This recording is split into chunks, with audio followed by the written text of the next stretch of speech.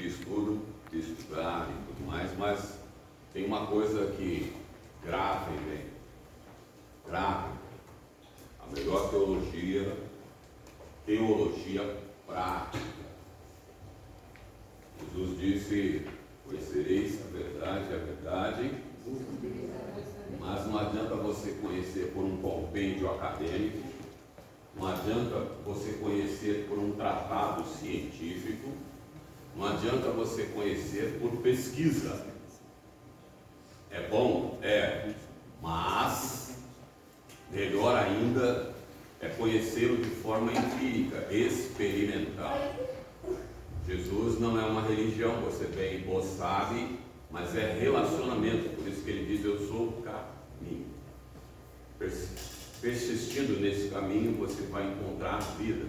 Então, o conhecimento é bom, para você não comer qualquer coisa, você saber ensinar um pouco melhor, você saber destrinchar. Tem muita situação controversa e complicada nesse mundo em que nós vivemos, mas se não experimentar esse conhecimento só aqui na mente, não tem significado nenhum. Serve para discussões acadêmicas, discussões filosóficas e por aí afora, mas não muda vida, não muda coração, não transforma. Então, aprender é bom? Mas procura caminhar com o Senhor. Aprende e vai caminhar com o Senhor. Cuidado, depois de aprender bastante, né? Uma vez estava brincando com a minha esposa e ela falou assim: você não vai preparar o sermão? Eu falei: não, tranquilo, é sossegado. Eu gosto muito de brincar. Você vai ver, cuidado, que às vezes solta umas heresias para saber e perceber se você está atento ou não, se está acordado ainda ou já dormiu. E eu disse para ela: não, beleza, aonde eu abri a Bíblia lá, eu prego. Aí minha esposa também não é fraca, então vem cá, pegou e abriu a Bíblia naquela página branca, né, entre os dois testamentos, falou: então prega. E agora? Esse é um tempo em que o Senhor está mudando a forma de falar com o seu povo. Ele já não mais usa profetas. É o tempo em que dizem que houve um silêncio de 400 anos, mas houveram muitos escritos aí, porque Deus não deixou de falar em momento algum. Ele está preparando o povo e vai voltar a falar. É o momento em que está sendo preparada a história para que Jesus chegue. Ele vai dizer: tá bom, você quer que eu vá mais 1 hora e pouco por aí? Você também não tem o que fazer. Mas isso é uma brincadeira, evidente. Mas torna-se um perigo duas coisas quando você começa a aprender. Primeiro deles, se tornar um crítico extremo. Se tornar um crítico extremo. Isso não tem a ver, está fora do contexto, isso aí não é isso que está dizendo, é um crítico extremo. É um perigo porque seu coração se fecha e às vezes você não consegue ouvir aquilo que Deus está falando. E outra situação é cair para a autossuficiência. Não preciso orar, caminhar com Deus, eu não preciso ler Bíblia, porque eu pego lá um qualquer texto e eu consigo destrinchar baseado no meu conhecimento. Cuidado, porque aí você está caminhando sozinho, Jesus só está olhando, vai do lado só observando o seu tombo para depois te levantar. Então, o caminho acadêmico tem esses percalços aí que precisa tomar cuidado. Mas, diga, pastor Ricardo. Na verdade, é só passar para o senhor que nós fizemos convite para alguns irmãos, então provavelmente alguns irmãos de outro ministério estão conosco, o pastor Neto, a pastora, amigo, Deus abençoe sua vida em nome de Jesus. É uma honra estar com o senhor aqui, obrigado. De verdade, está juntamente com os servos de Deus, acompanhando ele. Amém? Amém. Deus abençoe em nome de Jesus. Bom, vamos caminhar então? Amém. Primeiro de tudo, feche seus olhos, baixe a cabeça de novo. Vamos falar um instantinho, vai. Pai querido e santo, nós te agradecemos pela rica e maravilhosa oportunidade que o Senhor nos vai concede de mais uma vez nessa manhã podermos estar nesse lugar, nessa casa que nos recebe e acolhe, para falarmos da tua palavra, Senhor. Queremos que o Senhor vá repreendendo todo espírito de confusão, dissensão, de dúvida, ó Deus maravilhoso, e que o teu espírito tenha liberdade. Essa é a tua casa, esse é o teu povo, que essa seja a tua hora e o teu lugar, e que o Senhor possa caminhar entre nós, dirimindo toda e qualquer dúvida, esclarecendo-nos, ó Pai, com referência à tua palavra, que saímos daqui, ó Deus, edificados nessa manhã. Esse é meu desejo e a minha oração, e a faço em nome do Senhor Jesus, através do qual dou graças a Ti, Senhor. Amém. Graças a Deus. Muito bem. Antes de nós começarmos a caminhar, quero só esclarecer uma coisa. Não sabemos, nossa denominação, a Igreja Pentecostal da Bíblia, ainda tem uma situação que ela não equalizou, por assim dizer. Está em produção, ainda não chegou à conclusão, um documento chamado Manual de Doutrina. Esse equipamento, esse livro, esse compêndio, a necessidade dele é de esclarecer e deixar claro para aqueles que fazem parte da denominação como a denominação crê. A Bíblia é clara em questões doutrinárias, precisamos sempre entender o que é questão doutrinária, que isso é de Deus, e uso e costume, isso é do homem. Formação da igreja é de Deus, denominação é do homem. Então a gente precisa saber andar em cima dessas coisas para não fazer confusão. Usos e costumes é errado? Não. É do homem? É. Mas se você está lá, não concorda, sai. Senão você vai se tornar um rebelde lá dentro contra uma liderança que está lá. E se está qualquer liderança, certa, errada, justa, injusta, é concedida por Deus, tem permissão de Deus. Você precisa entender, em primeiro lugar, que tudo que ocorre nessa face da terra tem um ato permissivo de Deus. Deus é soberano. Se Ele quiser, nesse caos instantâneo muda tudo. Mas há uma permissão de Deus para que as coisas ocorram como elas estão ocorrendo. Então, como nós não temos, nós vamos trabalhar um pouco hoje, caminhar um pouco nesse negócio sobre o livro de Apocalipse, olhando uma questão, mas nós não vamos pegar de maneira nenhuma ponto de vistas particulares. Eu vou dar para você a panorâmica, o geral, o que se pensa, o que se entende. Doutrina é doutrina, mas existem duas coisas. Como não temos, a denominação não diz em alguns pontos como nós cremos, tá? Eu não vou mexer aí. Com certeza a igreja local e os irmãos que estão aqui e que não pertencem à denominação têm uma visão, tem um ensinamento sobre essa questão, e nós não queremos mexer aí, não viemos aqui para destruir a fé de ninguém. Então nós vamos caminhar de uma forma um pouco mais acadêmica, vamos caminhar de uma forma um pouco mais geral, te dando um plano geral da situação. Eu estou aí com o nosso primeiro slide, alguns já me conhecem, outros não. Eu sou o Nilson, né? Então, ali da sua esquerda para a direita está a Noemi. A Noemi é a caçulinha, tá? Ela é a caçulinha menorzinha. Aí estou aquela figura que sou eu, você já sabe, Dona Luísa, louvado seja Deus, minha esposa, milagre de Deus, aqueles que acompanharam, né? Recebeu aí esses dias a alta e a testificação da medicina de que foi curado do câncer depois de 6 anos de muita luta, correria, né? Deus assim a restituiu. E a nossa primogênita lá, a Patrícia. Avança. Um pouco das nossas credenciais, como eu disse para você, eu gosto de estudar. Estudar é bom desde que sou criança pequena, lá em Barbacena, e nós gostamos de estudar, né? Então estudamos teologia, primeiro pela Faculdade Metodista Livre do Brasil, ali na Santa Cruz, né? Fica a faculdade da Igreja Metodista Livre. Aquela lá de Ruth Ramos é a metodista tradicional, metodista regular. Tem que ser crente para estudar, tá? Tem que ser crente. Então, se você quiser estudar, tem que ser crente. Vocês estão reclamando da F, vocês foram para uma faculdade, foram pegar alguns professores aí, vai ver o que é. Mas temos então, estudamos pela Faculdade Metodista Livre do Brasil, depois estivemos aprendendo aos pés do pastor, saudoso pastor Enéas Tonini, né?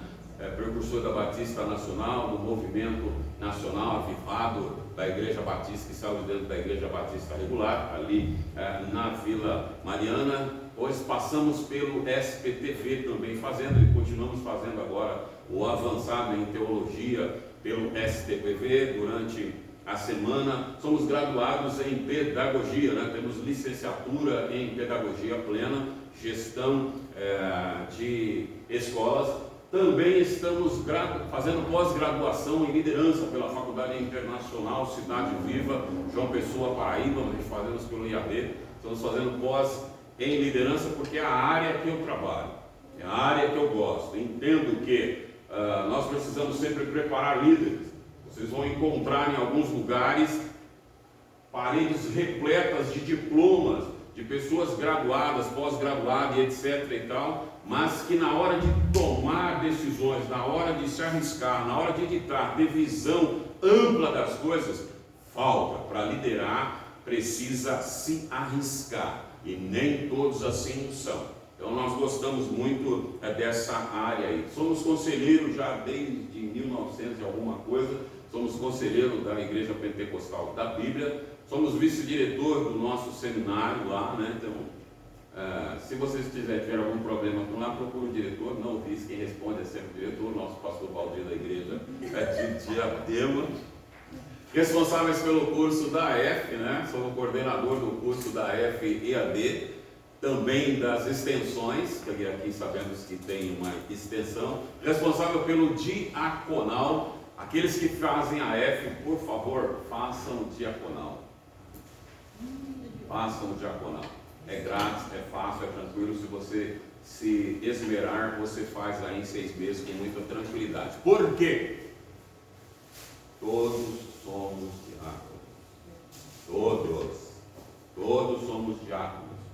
Servimos, é para servir. Então, a liderança da igreja precisa entender, o pastor precisa entender que há momentos em que ele precisa pegar, desvestir o paletó, se necessário for, abrir a camisa, enfiar a gravata lá dentro, arregaçar a manga e vai lavar a banheira.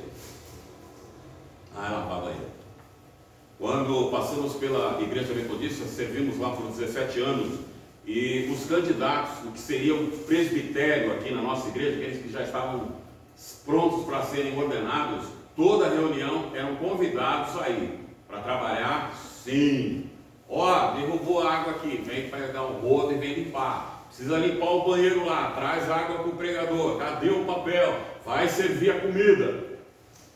E aí alguns já espanavam, porque a liderança, dando essas ordens, estava observando se tinha um coração servil. Quem não tem coração servil não serve para servir. Não serve.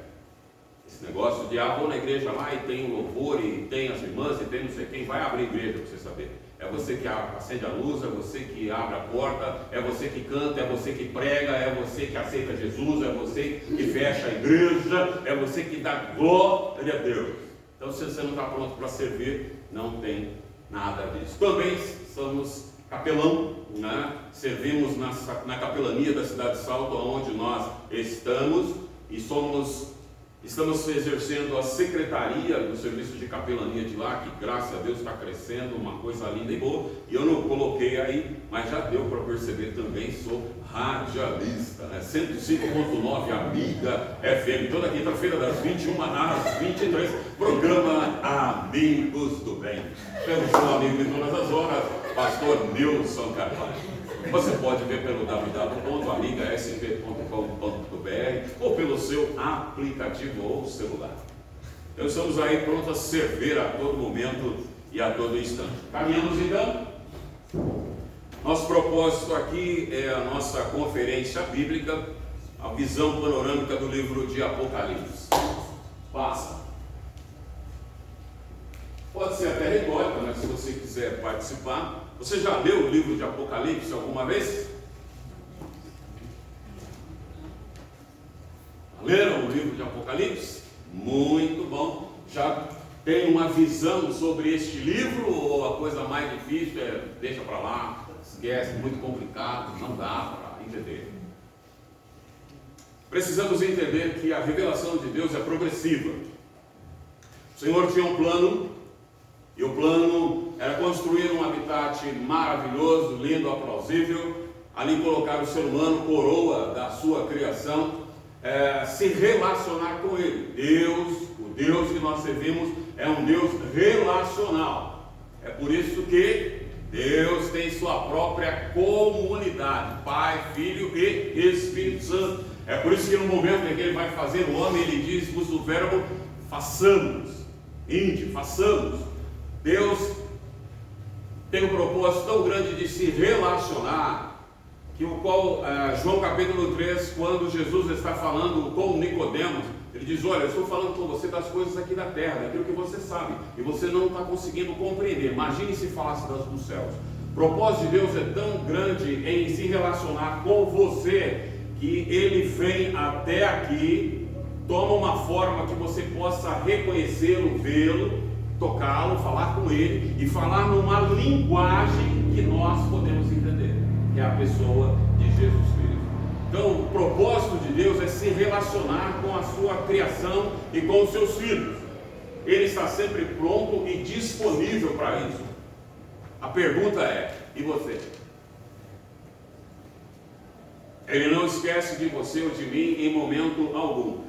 Mas o ser humano desviou, escolheu um caminho diferente daquilo que Deus havia proposto. Em Gênesis capítulo 3, versículo 15, Deus começa a apontar o plano que Ele tem para resgatar esse ser humano, né? Da condenação para o homem, para a mulher, para a serpente, e aponta que virá um resgatador. A partir dali, a Bíblia começa a apontar: Jesus virá, Jesus virá, Jesus virá. E aí vem os profetas anunciando, mostrando, relatando que esse Jesus virá, apontando para Jesus. Chegamos nos evangelhos, e os evangelhos então vão nos dizer o seguinte: aquele Jesus que foi anunciado e disse que viria, é esse que aqui está. Eis que o Verbo se fez carne e nós vimos a sua glória como a glória do Pai. Aquele que foi dito que viria, aqui está, é Ele. Este é o Jesus que viria. Jesus então tem a sua caminhada, tem o seu trabalho, completa a missão que o Pai lhe deu, delega esta missão à igreja, aos seus apóstolos, aos seus seguidores para continuar a missão. Então a missão não é da igreja, a missão é de Deus. Porque é Deus quem envia Jesus para fazer a sua missão. Jesus cumpre o mandato e delega: continue a missão que o Pai me deu aqui na terra. Então a missão é dele, e ele te delegou, nos chamou para sermos cooperadores dele. Se Jesus vai embora, o anjo, quando chega lá e está todo mundo olhando, o que aconteceu? Será que vai chover? Será que vai fazer sol? Cadê Jesus? Desapareceu. O anjo se coloca, Atos dos Apóstolos capítulo 1, e diz: olha, varões, esse Jesus que subiu é o mesmo que voltará. E aí Apocalipse vai dizer: olha, aquele que foi prometido, aquele que veio, esteve entre nós, foi recebido na glória, vai voltar. Esta é a tônica que permeia todo o Apocalipse. O tema central do livro de Apocalipse é: Jesus vai voltar, Jesus vai voltar, Jesus vai voltar, Jesus vai voltar. É que eu quero falar uma coisa interessante. Meu primeiro pastor, pastor Dario, que já descansa no Senhor, ele disse, uma vez ele estava pregando numa igreja, num lugar bem público, Praça da Sé, vocês conhecem bem, e entrava e saía a pessoa todo tempo, bêbado, drogado, prostituta, pessoal querendo aprontar, roubar a beleza daquele lugar. E aí, um dia ele estava pregando no púlpito sobre que Jesus ia voltar, e um homem falou: eu ouço falar. Se levantou lá no meio e disse: eu ouço falar isso há um bocado de tempo, que esse Jesus vai voltar, e ele não voltou nunca. Eu gostava, meu pastor, porque era uma coisa tremenda. Ele falou: então, meu avô dizia que Jesus vai voltar, meu pai dizia que Jesus vai voltar, eu continuo dizendo que ele vai voltar. Talvez meu filho amanhã, talvez meu neto amanhã dirá: Jesus vai voltar, independente da hora, do momento e do lugar, porque ele disse que ninguém sabe, só o Pai. O importante é que você saiba, ele vai voltar. Cuidado para que ele não te pegue desprevenido. E essa é a mensagem que ainda serve para nós. Precisamos estar prontos, porque não sabemos o dia, o momento em que ele vai voltar. Com certeza já voltou para alguns dentre nós aqui nessa casa, dentre os irmãos lá, ele já voltou. Para aqueles que já foram, definido está. É aqui, agora, nesse lugar, que você define aquilo que você quer ser e aonde você quer passar a eternidade. não depende de Jesus. Você sabia disso ou não? Não sabia. Não depende de Jesus.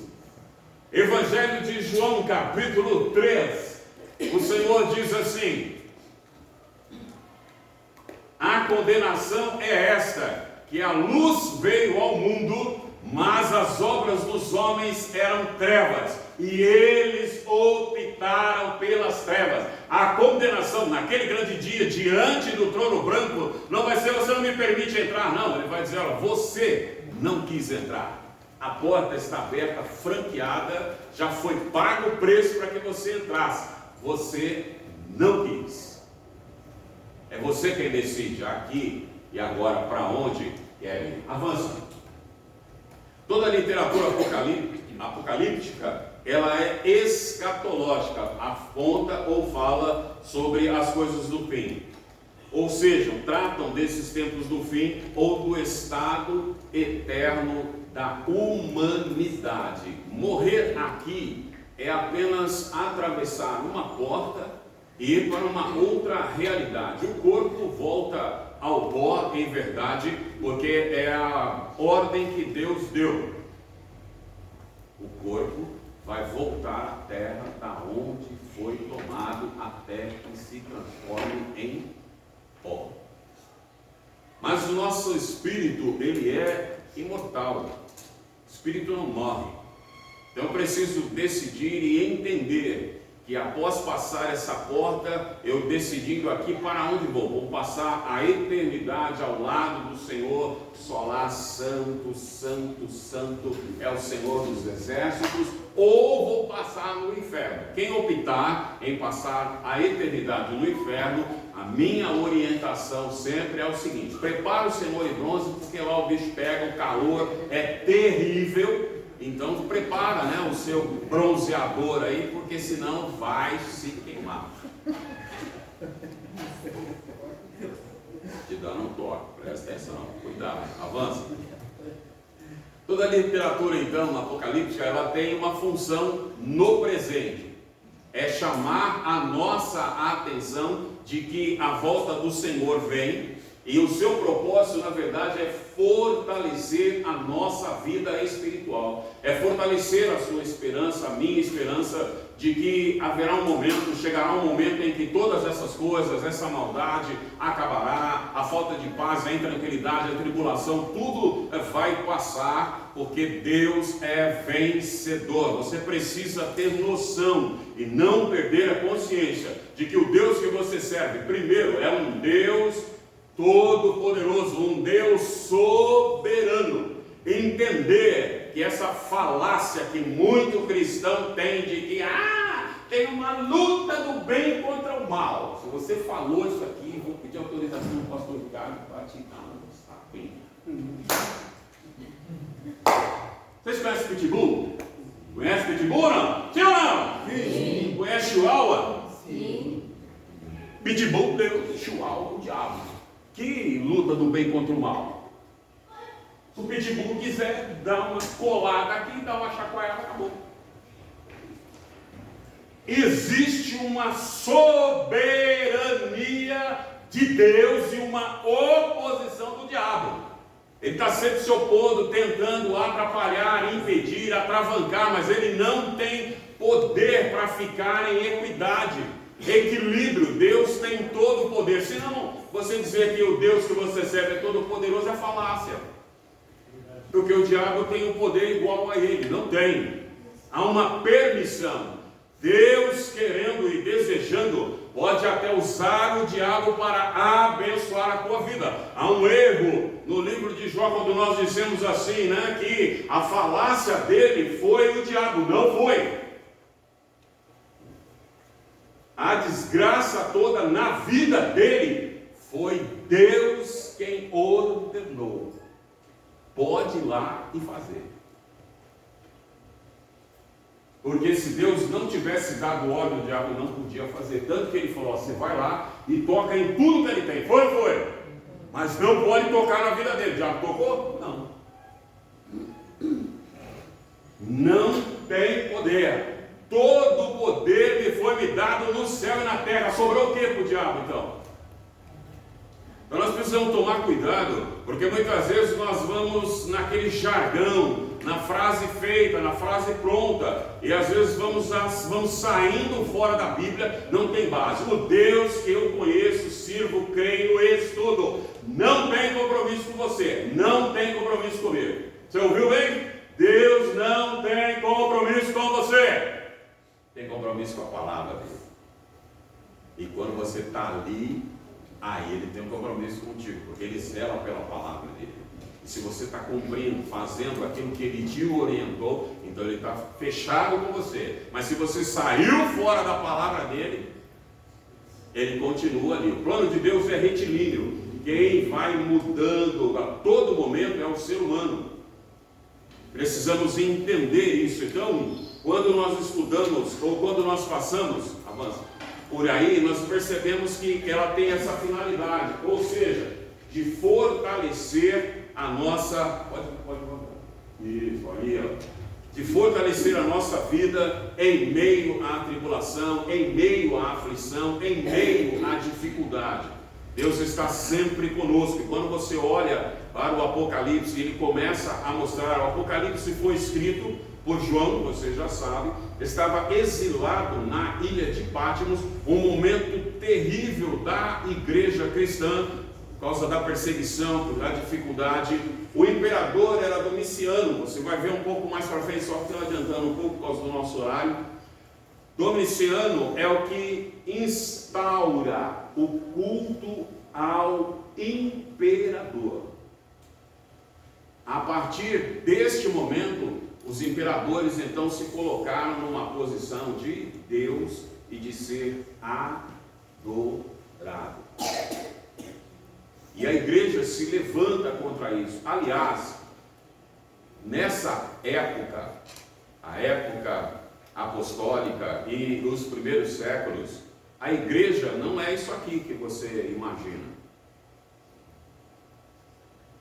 A igreja não tinha templos. A igreja se reunia na casa de fulano, na casa de Bertano. A igreja se reunia em algum espaço um pouco melhor. Lembre-se que quando Paulo vai para a região da Macedônia, ele chega em Filipos, aonde era que as pessoas se reuniam para orar? Vamos ver se você sabe. Aonde? Não. Filipos.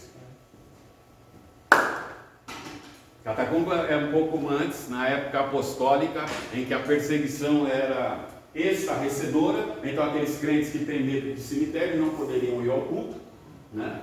Porque eles se reuniam na catacumba, onde as pessoas estavam enterradas. E se você tem medo de ir no cemitério, tem medo de morto, você não poderia ir ao culto. Mas tudo bem, tem o culto online, que você ficava em casa, assistia o culto online, né? Eu não sei que comunhão tem no culto online. Também faço o culto online, não tenho nada contra, mas só um toque para você. Se você está doente, quebrou o pé, quebrou a cabeça, quebrou o braço, não pode vir, você mora em Salto, a igreja é aqui em Carapicuíba, assiste o culto online. Mas agora chegou, tem tempo, deu para tomar banho, deu para passar um perfuminho, e aí fala, não vou ficar aqui assistindo o culto online. Que comunhão você tem pelo culto online? Né? É só para você pensar e cutucar. Eu gosto de cutucar, nem para confundir, não para explicar. Mas quando ele chega lá em Filipos, Paulo procura no dia de sábado saber aonde as pessoas se reúnem para orar, aonde tem o ajuntamento para que eles estejam. E diz que as mulheres que oravam, e lá é onde tem a primeira pessoa que é batizada, Lídia, é à beira do rio lavando roupa. Ali, enquanto lavavam roupa, elas estavam orando, falando com Deus. Aí eu penso, né? O pastor Ricardo pergunta para vocês assim, o pastor pergunta lá na sua congregação, você orou, irmão? Não tive tempo. Era muita louça, era muita roupa, era muita casa, era muito filho, era muito marido, era muita falta de tempo. E diz que Filipos, enquanto não tinha Brastemp para lavar a roupa, porque você não lava a roupa, quem lava a roupa é a máquina. Né? Você joga a roupa lá, liga, é a máquina que se vira. Mas nesse tempo é o tempo do esfregar a pedra, do ficar atento, porque se a roupa escapa, a corredeira do rio leva embora a sua camiseta e a jaqueta linda já era. E ali, em meio aos afazeres, diz que eles estavam orando. depois de chicoteado, amarrado num tronco, apenas por falar do Senhor, apenas de ir para lá, porque o Espírito do Senhor disse para Paulo, em vez de ir para a Ásia, vai para Macedônia, e depois de passar tudo aquilo, está na cadeia, à meia-noite. A palavra do Senhor em Atos dos Apóstolos, capítulo 16, diz que Paulo e Silas falaram: e agora, Silas, que negócio, pregar Jesus não vale a pena, vamos fazer outra coisa, vamos meter banana, vamos largar desse negócio, Jesus nos abandonou aqui, a gente falou dele, e agora estamos na cadeia, vai que coisa terrível. Não era isso que eles estavam fazendo? Eles estavam fazendo o quê? Eu não ouvi. E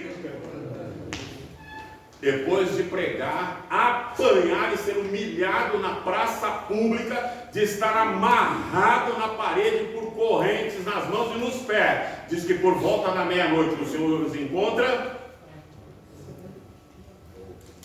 Às vezes seu patrão te chamou a atenção, você chega em casa e não fala com Jesus, porque eu estou chateado.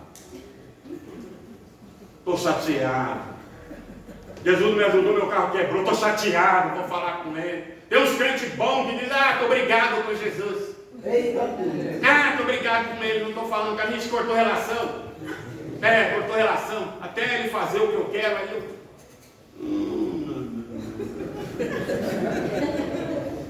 Meu Deus, esses crentes bons, mas aqui não acontece, só acontece lá em Salto. Os crentes lá são uma beleza.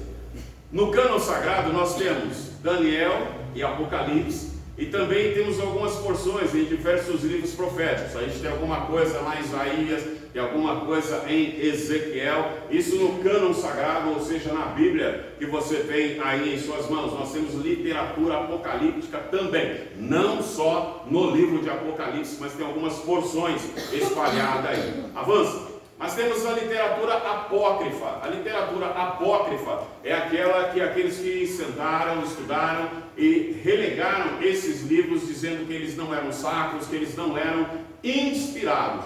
Mas tem muita coisa interessante lá. Um livro muito bom, que é um livro apócrifo, bom para vocês lerem. Tem essa literatura na Bíblia Católica. Também tem essa literatura aí separada. É o livro de Macabeus. É um livro histórico, mas mostra como uma família bateu o pé para que o sacerdócio continuasse como Deus havia instituído, para que o templo continuasse sendo um lugar sagrado, porque queriam levar ao templo e no altar sacrificar porco. E essa família se levanta e fala: não vai acontecer de maneira nenhuma. A história é muito boa de ser lida. Então, vale a pena como parte acadêmica, instrucional, para mim e para a sua vida. Então temos lá, livro de Enoque, primeiro livro de Enoque, que é escrito em etíope, livro dos Jubileus, Assunção de Moisés, segundo e quarto livro de Esdras, Apocalipse de Baruque, segundo livro de Enoque, escrito em eslavo, Testamento dos 12 Patriarcas e mais alguma coisa. São escritos que não entrou no nosso cânon, não foram considerados sacros, mas que traz muita informação. E pasmem, né? Você que está aí, eu estou ouvindo as engrenagens do seu cérebro. Fala: eu levanto pela manhã, venho aqui, e o pastor vem falar de livro apócrifo, livro que não é sacro. Eu não vou mexer com você, senão eu ia lá e ia te mostrar desses escritos dentro do seu livro de Judas. Ia te mostrar João bebendo nessa fonte e trazendo você falando top, porque João é sacro. Então, preste atenção antes de falar, porque tem muita coisa que a gente não sabe e fala só por reprodução. E existem muito crente papagaio, sabe disso, né? Papagaio fala, mas não exercita o intelecto assertivo dele, cognitivo dele de maneira nenhuma. Ele não sabe nem o que significa. Então, é momento de nós aprendermos e falarmos com propriedade. A igreja precisa acordar. A igreja precisa acordar. Nós estamos vivendo um tempo, em que o mundo está mudando desde 1960. O mundo está mudando. E a igreja, desde lá, em 1960, é a segunda onda da qual nós nascemos. A igreja pentecostal nasce nessa segunda onda do avivamento, onde vem o pentecostalismo. Década de 60 é o começo da Assembleia de Deus, Deus e amor. Então a igreja já estava aí, mas a igreja se omite demais. Eu vou jogar algo aqui, só jogar, você não precisa falar nada. Mas é assim, a Bíblia diz o seguinte: as mulheres mais velhas instruam as mais novas, para que serem boas donas de casas, boas esposas e boas mães. Da década de 60 para cá, o mundo vem mudando. O que está acontecendo? O marido, que era o provedor, já não consegue com os seus ganhos prover a casa. Com isso, a esposa, nesse movimento feminista e por aí afora, não, eu preciso também ganhar a vida, ter o meu espaço, e eu não estou aqui entrando no bojo da questão, só que ficou uma coisa esquecida. Eu quero colocar coisa que é para você ficar escandalizado. Sabe o que ficou esquecido? Os filhos ficaram esquecidos. E aí, os pais começam a terceirizar a educação. Terceirizam para a creche, terceirizam para a escola, terceirizam para uma babá, terceirizam para o pastor Ricardo. É o pastor Ricardo que tem que ficar ali e ver o filho do Nilson correndo para lá, correndo para cá, derrubando as coisas, pisando, arrancando, e o pastor olhando e o Nilson, que gracinha. E depois o Nilson ainda chega, o pastor Ricardo, chama a atenção do meu filho, nossa, tem liberdade. E aí se falar para mim, eu falo, não, filho, não é meu. Educação vem em casa. A escola ensina a ler e a escrever e transformá-lo em cidadão. O que acontece com isso? A mãe, muito protetora, não prepara o filho para receber. Vocês viram lá que moças lindas? Mas aí você fica assim, eu cuido com um cuidado tremendo, carinho muito grande por aquelas meninas. Mas aí você cuida do seu filho do jeito que quiser. Ele faz o que ele quer, porque aqui é minha casa, não tem que dar satisfação para ninguém. Um dia os dois se encontram e esse filho que você criou de qualquer jeito vira a desgraça da vida da filha que eu tomei o maior cuidado para educar. É assim que as casas estão. Mulheres não sabem cozinhar, mulheres não sabem cuidar de casa, mulheres não sabem cuidar de maridos, maridos não sabem amar as suas esposas. Eu gosto de perguntar quando vou casar o seguinte: por que você quer casar com ela? Para ela me fazer feliz. Cara, você embora, já fez tudo errado. Porque eu digo que isso daí já é abrir a porta do fundo. Mais tarde ele vai usar isso aí para dizer: por que você separou? Porque ela não me fez feliz, ela é incompetente. Então pensa, vamos cuidar. Local da escrita foi na ilha de Patmos. João, Apocalipse, se você tiver com a sua Bíblia aberta e quiser dar uma olhada, Apocalipse, mas já está ali. Apocalipse capítulo 1, versículo 9. Eu, João, teu irmão e companheiro no sofrimento, no reino e na paciência que somos nossos em Jesus, estive na ilha de Patmos por causa da palavra de Deus e do testemunho de Jesus. Ele estava exilado. Patmos era uma ilha prisional. Para lá eram levados todos aqueles que o império ou que o imperador por algum motivo tivesse problema. Então era um local para prisioneiros apenas. Avança. Os destinatários desta carta às 7 igrejas da Ásia, Apocalipse capítulo 1, versículo 4. O motivo é a perseguição severa aos cristãos provocada pelo imperador Domiciano, a qual provocava nos cristãos a certeza de que a parousia ou a segunda vinda de Cristo estava bem próxima, ou seja, era iminente. O sofrimento que eles passavam, o Império Romano foi bem complicado. A história acredita que Paulo, alguns estudiosos acreditam que Paulo foi martirizado sob o comando de Nero. O imperador era Nero. Nero, a história diz que era o imperador, ou foi o imperador mais louco que a história já teve. Nero tinha um projeto Nero queria construir uma nova Roma. A sua ideia, ele queria fazer uma cidade completamente nova para poder marcar o seu nome na história, né? Mas para construir essa nova cidade, ele precisava primeiro destruir a existente. Mas não conseguiu, porque naquela época já existia um lugar abençoado chamado Senado. Tinha uns cabras lá chamados políticos. Adoravam legislar em causa própria. E aí, ele não conseguia aprovar o seu plano. Então o que ele fez? Bolou um plano diferente. Eu vou atear fogo em Roma. Aí a cidade toda queima e não tem jeito, a gente tem que reconstruir. E ele faz isso, ele taca fogo. A cidade toda não chega a se queimar, mas boa parte da cidade de Roma arde em fogo.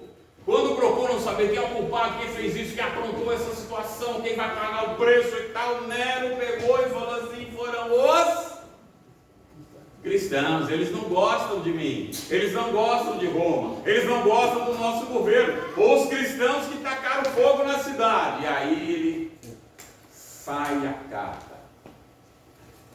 Vou contar só algumas coisas para que você não, sei que vai ter um almoço abençoado depois, você não perca fome. Mas as coisas mais gostosas que eles faziam era assim: deixavam as feras, leões e leopardos, sem comer alguns dias, né, sem se alimentar. E aí eles colocavam os cristãos na arena e soltavam as feras. Em pouco tempo, as feras já tinham devorado os crentes. Mas antes, é lógico, sempre tem uma saidinha. Chegava o cristão, só renega a Cristo. Aí você olhava para o leopardo lá no... Vem, papai. Você fala: quem é esse Jesus? Eu nunca ouvi falar, né? Quem renegava a Cristo, a sua religião, era salvo das feras. Quem continuasse afirmando que era cristão e que continuaria servindo a Cristo, era atirado às feras. O espetáculo não demorava muito, porque os leões e as feras, com uma fome tremenda, demoravam rapidinho, né? Um pega na cabeça, outro já puxa pelo pé, já parte no meio, aquela coisa tremenda, uma festança maravilhosa. Imperadores e o povo romano adorava sangue. Sangue. Eles adoravam isso. Os espetáculos deles eram assim. É por isso que a arena tinha muita questão dos gladiadores, né? Homens preparados para a guerra, que na verdade iam simplesmente chegar na arena e se matarem.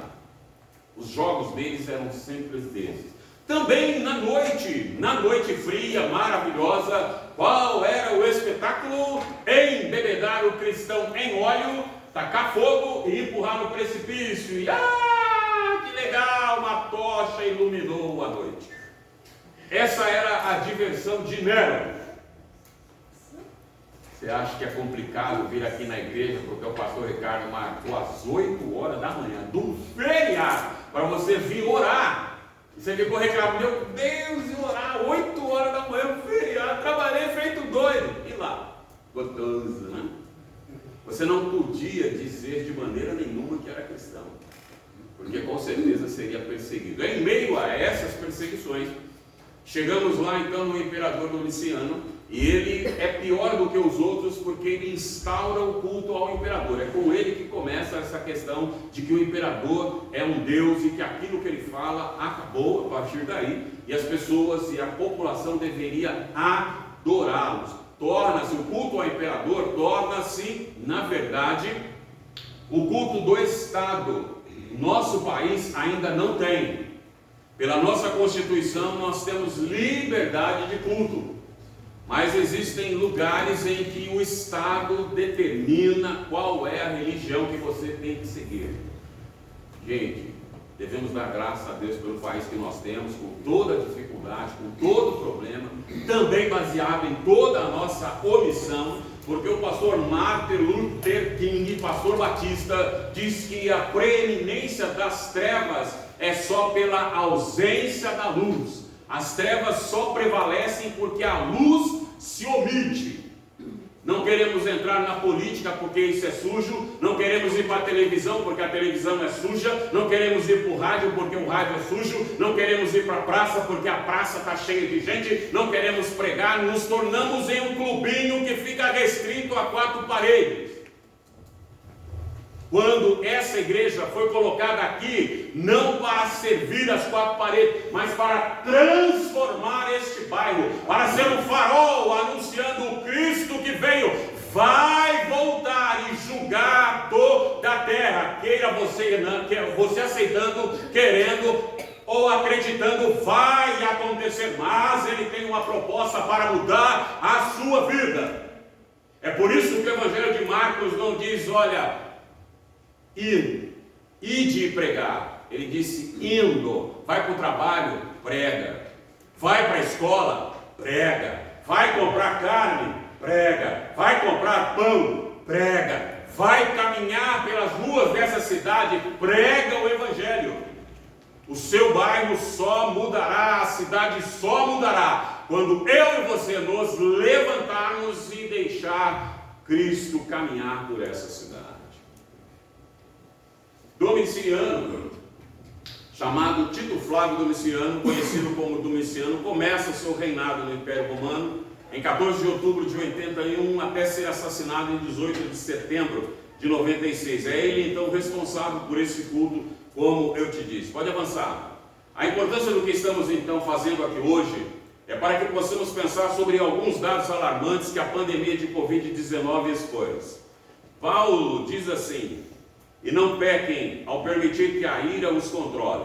Acalmem a ira antes que o sol se ponha. A pandemia expôs este versículo porque, de forma alarmante, vieram os divórcios, de forma alarmante, vieram o suicídio, de forma alarmante, vieram as separações. Por quê? Porque nós temos a mania de empurrar os problemas com a barriga. Não se ponha o sol sobre a sua ira. Errou com a mulher? Antes que o sol se ponha, antes de deitar, conserta. Porque pode ser que você não levanta, né, Manganal? Pode ser que você abre o olho. Quem é esse cara? Eu sou Jesus. E aí? Errou com o patrão? Conserta. É isso que ele está falando. Não vai carregando os problemas. Só que nós, como humanidade, nos acostumamos a empurrando. Depois eu falo. Depois eu converso. Chega em casa, marido e mulher não conversa. Por quê? Mulher tem uma mania tremenda. Nada contra as mulheres. Eu não quero ver Jesus ainda hoje. Por favor. Mas mulher acha que conversar é fazer aquele olhar. Para mim não quer dizer nada. Mulher acha que conversar é chorar. Não quer dizer nada. Não está falando. Mulher acha que conversar é simplesmente dar um toque. Você tá. Meu Deus, você vai ver. Você errou feio. Aonde? No que? De que maneira? O que aconteceu? Me explica. Nós não fazemos isso. Deixamos para lá. De um lado, a mulher não consegue conversar porque ela chora, porque ela não sabe se expor, porque o marido não ouve, ele esqueceu que ele tem 2 orelhas para ouvir bastante, uma boca só para falar pouco, mas ele fala muito, escuta muito pouco. Mulheres, deixa eu ensinar um negócio para você. Quer pegar os maridos? Você fala, e fala, Roberto, você ouviu? Ouvi. Fala para mim o que eu falei. Bom, acabou. Arrebentou. Já percebeu que quando você começou, olha, eu vou falar, ele desligou a tomada, foi para Nárnia e não está ouvindo nada, só balança a cabeça e dá risada igual os pinguins de Madagascar e está tudo certo. Balança a cabeça, dá risada, ela vai embora, né? Talvez como o rei Lemony, seja gigante de bocó, aí vamos ver o que vai fazer. Com isso, o que aconteceu? Nós enfiamos a cara no trabalho, alguns enfiaram a cara no boteco, é por isso que os botecos estão cheios, porque as pessoas, os homens normalmente não querem voltar para casa, porque tem uma família chata, uma esposa chata que vai encher a paciência, então ele enche a cara, chega em casa, ela fala, e aí ele desmaia e pronto, não houve mais nada, acabou, está tudo maravilha. Só que a pandemia nos fez ficar dentro de casa juntos. E aí descobrimos que alguns casais já não têm mais nada em comum. Cuidado, se o seu casamento está baseado, a conversa com a esposa é simplesmente, olha, Joãozinho, Joãozinho aprontou, a professora mandou um bilhete, olha, precisa de material escolar, tem que trocar o tênis. Cuidado, porque um dia quando o Joãozinho bater asas e for embora lá na terceira idade, você vai descobrir por que velhinhos de 50, 60, 70 anos se separam. Na verdade, eles já se separaram lá atrás, já não tem mais nada em comum, a não ser o trato com os filhos. Os filhos foram embora, já não temos mais nada. A pandemia expôs isso, pessoas que tinham um problema interno consigo mesmo e que não procuraram ajuda, que não procuraram resolver, e quando ficaram só consigo mesmo, não tiveram como resolver. A saída é o suicídio ou coisa parecida, porque passamos a esquecer de colocar as coisas em ordem. O sol se pôs, o dia terminou, termina o dia, seja o trabalho que você tinha que fazer, termina. Seja aquilo que você tinha que consertar, termina. Porque o dia que você não termina, ele continua, ele continua, ele continua, ele continua. A grande muralha da China, uma das maiores maravilhas do mundo, começou daquele tamanho? Não. Começou com um tijolinho desse tamanho assim, sendo assentado, mais um, mais um, mais um, mais um. Nossa separação começa com uma pasada hoje, com uma pasada amanhã, com uma pasada depois, e um dia eu e minha esposa observamos, eu estou de um lado, ela está do outro, e tem um vale tremendo, um abismo entre nós, e eu não quero descer até o vale, subir do outro lado, se encontrar e acertar. A melhor coisa é largar para lá, né, mulher? Não é gostoso quando vocês fazem a carne de panela? Larga a panela suja lá. Faz o almoço, larga o prato sujo lá. Usa uma colher, larga sujo lá. Vai largando, chega de tarde, você olha, meu Deus do céu, quanta coisa para colocar em ordem. Mas se você vai para cima, for resolver, chega dali um pouco, a casa está limpinha, a louça está limpa. Assim também é com a nossa vida. Pedro diz, não se preocupem apenas com o brinco, não se preocupem apenas com o colar, não se preocupem apenas com a maquiagem. Isso tem problema? Não. Mas em tamanho, gênero e grau de igualdade. Se preocupem com os seus adornos. Preciso passar um esmaltezinho para a unha ficar legal. Passa um esmaltezinho lá também para ver se está bem a pintura interna. Isso expôs, e é por isso que nós estamos tratando aqui. As pessoas desaprenderam, avança. As pessoas desaprenderam o que é conciliação e resolução. Eu não concordo com o pastor Ricardo, eu não concordo com a liderança dessa igreja, com a liderança de irmãs, a liderança dos jovens. Senta e resolve. Senta e conversa. Senta e fala. Meu primeiro pastor, o pastor Dario Martins, como eu já disse, que já descansa no Senhor, eu comecei a conversar com ele. Eu digo sempre que os pastores, a maior parte é assim, né? Tem essa mania que às vezes não vê do lado. Meu pastor era assim, não via nem do lado nem na frente. Ele já começava assim, ó: crente que lê qualquer outra coisa a não ser a Bíblia está em pecado. Já sentiu o tom da coisa? Eu sou daquele tempo em que o homem sentava de um lado, a mulher sentava do outro. Se a criança passasse no meio, o pastor parava o culto e dava uma bronca. De que essa criança aí não tem pai, não tem mãe, essa criança? A casa do Senhor, e aí já virava a pregação para você. A casa do Senhor é lugar santo, guardei o meu pé quando cheguei à casa do Senhor, o respeito pela casa, e aí a sua cara. E o pior é que você não podia nem levantar para dar uma saída para ir até o banheiro, porque senta aí que é com você que eu estou falando. Uma vez ele me deu uma bronca tremenda no culto. Virou ao culto e falou: Nilson, e lá vem, meu Deus, hoje eu não escapei. O que foi, pastor? O que eu fiz dessa vez?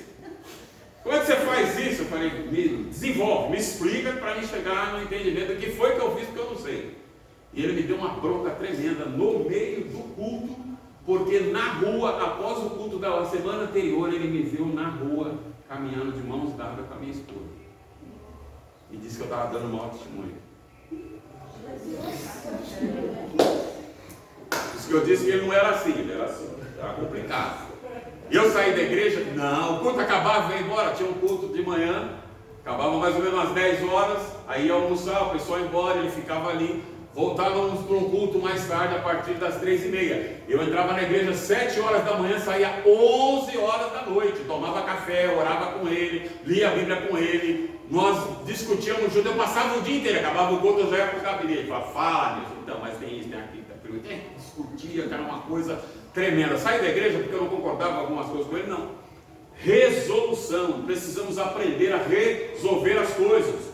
Você não gosta do marido, larga a casa. Você não gosta da esposa, larga a casa, larga os filhos, larga o trabalho. Não, resolve. E nós temos deixado de resolver as coisas, e na pandemia nós tivemos esse problema. Mais uma, que acho que vai dar tempo, 10 minutinhos, beleza? Vamos parar em 10 minutos. Está adiantado, meu pastor, está adiantado uns 20 minutos esse relógio. Aí me quebra. O relógio que adianta. Isso aí é os pregadores que vêm pegar aqui. Ai, meu Deus. Foi o pastor Fábio que deu. Quem foi o meliante que fez isso? O livro de Apocalipse, então, tem como tema central o plano vitorioso de Deus, em que o Cordeiro que venceu abre o livro selado, e conduz os caminhos da história da humanidade. Lembre-se que era um livro selado por dentro, um livro selado em cima e embaixo, completamente, e o único que pôde abrir foi o Cordeiro, a representação de Jesus, o Cristo, que é o Cordeiro de Deus, aquele que venceu e pôde abrir o selo. Este é o final, o fechar da história. Lembre-se que o mundo e a humanidade têm sobre si um decreto do Senhor de que a iniquidade, a maldade, a violência, ela vai crescer até o copo transbordar. E quando o copo transbordar e chegar ao momento de Deus, então aí sim ele vai entrar em ação. Lembra-se o que diz lá em Eclesiastes capítulo 3? Tudo na vida é uma fase. E se Deus determinou que vai ser naquele dia e naquele horário, Ele vai aguardar até chegar o horário marcado. Não vai ser no meu nem no seu, vai ser no tempo dele. E já está decretado que a vitória será nossa. Quando você se aproxima do livro de Apocalipse, você não tem como fugir de 3 visões principais. Pode mudar. Todo leitor que se aproxima do livro de Apocalipse terá como linha de pensamento norteadora um dos pontos de vista, ou linha teológica. Você às vezes não sabe, mas acompanha isso aí, talvez porque não lê muito, talvez porque ouve por aí e vai simplesmente expondo, mas acompanha uma linha teológica. E as 3 visões principais são: a primeira dela é a preterista. Pretérito quer dizer... Cadê os catedráticos, os acadêmicos? Vocês sabem ler, que bom. Pessoal, tá ali. Pretérito é passado, tudo aquilo que já foi, aquilo que já aconteceu. Aqueles que acompanham essa linha de pensamento entendem que o livro foi escrito para aquele tempo dos imperadores, e sendo assim não tem validade para nós hoje. João escreveu o Apocalipse, o livro de revelações, para fortalecer a igreja naquele momento de dificuldade. Aqueles que têm essa visão do livro de Apocalipse entendem que tudo aquilo que aconteceu foi algo que Deus deu para aquele momento exclusivo. Passado isso, avançou a igreja, ele já não tem mais valia, ele já não tem mais lugar nos dias de hoje. Tá bom? A segunda linha, ainda dentro dessa linha preterista, um ponto de vista escatológico que coloca alguns ou todos os eventos escatológicos, como eu disse lá no passado, e que na destruição, isso é o teólogo Sproul que diz, e na destruição de Jerusalém pelo general Tito, no ano de 70, acabou. No ano 70 da história, nossa era cristã, né? Por isso está DC lá, DC é depois de Cristo. No ano 70, Jerusalém foi completamente destruída e o templo foi arrasado. O general Tito entra dentro do templo a cavalo. E é isso que Jesus diz quando ele está olhando para o templo e diz assim, as pessoas falam: nossa, que templo maravilhoso, que construção maravilhosa. Ele diz: não ficará pedra sobre pedra. É a destruição que vai acontecer no ano 70, quando o general Tito acaba fazendo isso. Neste momento, então, esses que vão por essa linha aí, entendem que a revelação acabou. Outro teólogo, Todd Dennis, também compactua desse pensamento de Sproul, e usa como base, se você quiser marcar depois e dar uma olhada lá, Mateus capítulo 10, verso 23, Mateus capítulo 16, verso 28, Mateus 23, do 35 ao 36. Ele usa essa base aí para dizer que aquilo que foi escrito no Apocalipse ficou no passado. Ele não tem utilidade ou não tem lugar nos dias de hoje. Fica controlando o tempo aí, pastor Ricardo, aí dá um toque aí. A segunda linha é a futurista. Os futuristas entendem que a parte histórica do livro compreende os capítulos 1, 2 e 3. Nos capítulos 1, 2 e 3, o que o Apocalipse fala? Para quem é direcionado os escritos? Vocês falaram que tinham lido o livro. Olha aí, ó, olha a garrafa, olha o mico. Capítulo 1, 2 e 3 fala sobre o que? 7 igrejas da Ásia. É direcionado a 7 igrejas. Aquilo é direcionado para aquelas igrejas, mas aquelas igrejas têm uma representatividade na atualidade que nós vamos ver mais para frente, se puder. Do capítulo 4 em diante até o final, as revelações descritas são para o futuro. Então são aqueles que têm esse pensamento futurista. Alguma coisa já aconteceu, uma arte histórica, mas tem muita coisa que ainda vai acontecer. A terceira linha é histórica.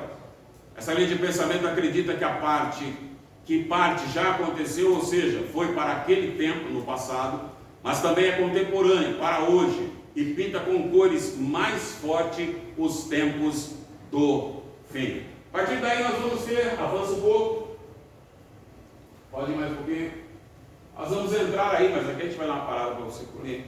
Nós vamos ter 4 linhas de interpretação, a maneira como nós vemos. Doutrina é essência.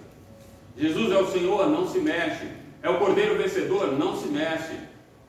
Vai voltar, não se mexe, é certeza. Mas existem algumas coisas na Bíblia, como um todo, em alguns assuntos, que a Bíblia, usando o pensamento metodista livre, diz, ela deixa você pensar. É como que aprofundar naquele assunto não fosse essencial Deus comentar.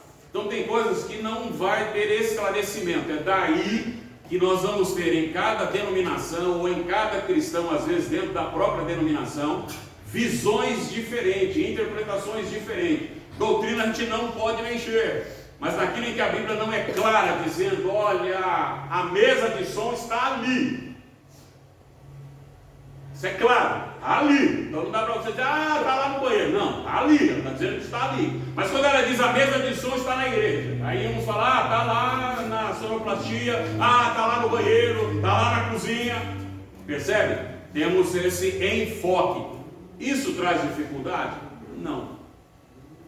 Porque você ser salvo é só você aceitar a pessoa bendita de Cristo Jesus, o sacrifício do Senhor, acreditar nele, está salvo. Então nós temos cristãos fervorosos, dedicados, com várias linhas de pensamento. Só para você pensar, por exemplo, nós somos pentecostais, amém? Amém. Não é pentecostal, amém? Amém? Aleluia, glória a Deus. Como pentecostais, vocês são pentecostais ou não? Amém. Se é pentecostal da gema, não é Nutella, é calvinista. É calvinista. Por quê? Se você não o for, é arminiano. Calvinista é aquele que acredita em predestinação. Então Deus já determinou. Esse pessoal aqui, faça o que quiser, venha o que vier, está salvo. Esse aqui pode fazer o que quiser, está perdido. Você crê assim? Por quê? Pentecostal da gema. Vocês creem assim ou não? Por que vocês não creem assim?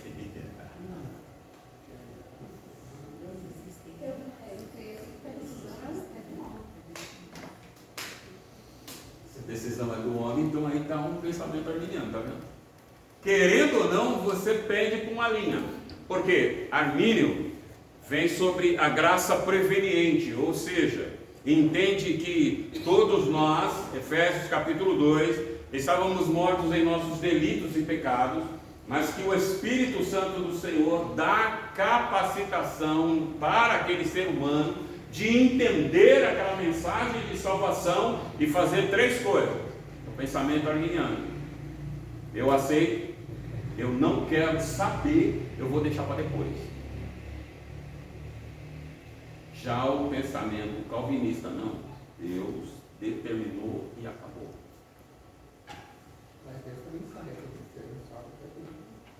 Não, aí é outra coisa, aí é a onisciência de Deus. Deus sabe tudo. Isso é a onisciência de Deus. Deus sabe tudo no sentido de que Ele conhece tudo, por exemplo, sobre sua vida. Os caminhos, as decisões que você vai tomar, as besteiras que você vai fazer, os erros que você vai cometer, os tropeços que você vai ter. Não quer dizer que Ele pega e te coloca aqui e ali. Ele deixa você fazer o que Ele quiser. Ele sabe. Mas Ele não intervém, porque o ser humano tem a liberdade de fazer as suas próprias escolhas. Entendeu? Isso não interfere em nada no poder dele. É a mesma coisa, a semelhança. Vamos guardar as devidas proporções. Vamos parar aqui, só estou brincando um pouco com vocês para mexer o seu intelecto cognitivo. Mas é a semelhança, guardar as devidas proporções, é a semelhança de um pai. O pai tem uma visão mais ampliada. E é por isso que às vezes ele diz para o filho: filho meu, filha minha, faz isso aqui. Vai por este caminho. Para, não entra, acaba com esse namoro com o Nilson que não vai dar em nada. Groselha, o cara não presta, não trabalha e tal, não faz nada, é um folgado na vida, trabalha pela VASP, né, vagabundo, sustentado pelo pai. Então sai daí, porque ele sabe. Agora, dificilmente ele vai lá e interfere. Não, você vai casar com isso aqui. Com o coração doído, apertado, o que ele faz? Permite que ela tome a decisão dela. Uma decisão que vai fazê-la sofrer? Vai. Ele vai estar ali pronto para ajudar? Vai. Mas é você que decide. Pedro, é tu mesmo, Senhor, manda que eu vá ter contigo. Vem, Pedro. Pedro vai. Vai na fé. Mas dali um pouco a fé de Pedro vazia e ele começa a entrar na carne, né? O Espírito saiu, a unção foi embora. Quando molhou, a unção saiu. E aí ele começa a olhar: esse negócio de andar por sobre as águas furadas, esse vento aqui vai me derrubar. Ele conhece o mar, ele é pescador. Ele fala: isso aqui é impossível de acontecer. O que acontece? Afunda. E aí Jesus faz o quê? Jesus faz o quê? Jesus não faz nada. Pedro está afundando, Jesus não faz nada. Na minha Bíblia não diz que Jesus fez alguma coisa. A Bíblia diz que Pedro clama: Senhor, ajuda porque eu estou morrendo. Aí eu falei: então vem. Ele não fez nada, ele ficou olhando. Não foi a decisão de Pedro? Ele podia salvar, como salvou, mas ficou olhando. A decisão é sempre sua, ele sabe. Mas quem faz a besteira é você. Mandou a café. Vamos tomar café? O pastor Ricardo disse que ele vai voltar depois. E cadê o café? Cadê o café? Tá lá, pessoal. Pode levantar 10 minutos. Vai lá. Vamos um cafezinho ali, pessoal.